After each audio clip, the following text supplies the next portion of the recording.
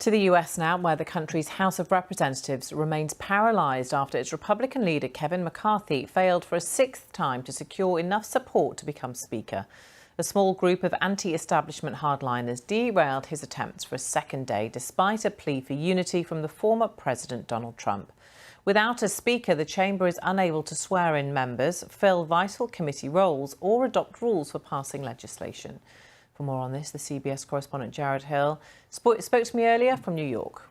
This is the third day of trying to elect a Speaker of the House, and we are expecting, at least at this point, a lot of the same. So there's going to be a seventh vote that is expected to happen today.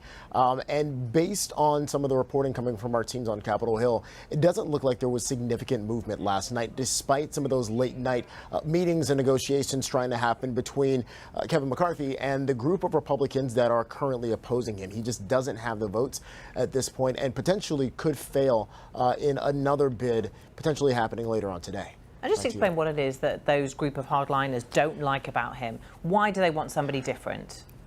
So there are a couple of things that they say are going on here. On one hand, there are some of these more personal issues that they say they have with Kevin McCarthy, making an argument that he is not conservative enough, making an argument that he's not ideologically dug in enough in any sort of belief system, saying essentially that he's a, quote, vessel through which lobbyists and special interests operate.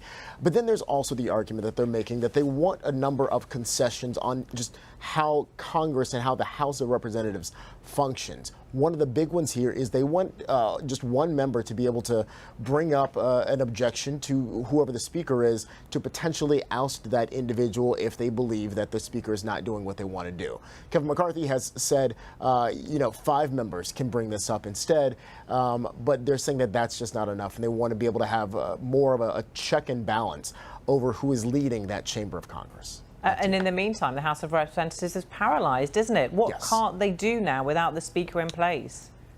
They can't do anything. I mean, really, at this point, all they can do is go into the building and try and vote for the Speaker of the House. This means that there are no, as you mentioned, committees that are being formed. There are no investigations, which Republicans say they really want to do into a number of members of President Biden's cabinet, as well as some members of his family. No legislation can get passed at this point without a Speaker. In fact, there aren't really any members of a current Congress because the Speaker is the one that would lead that process to really start happening.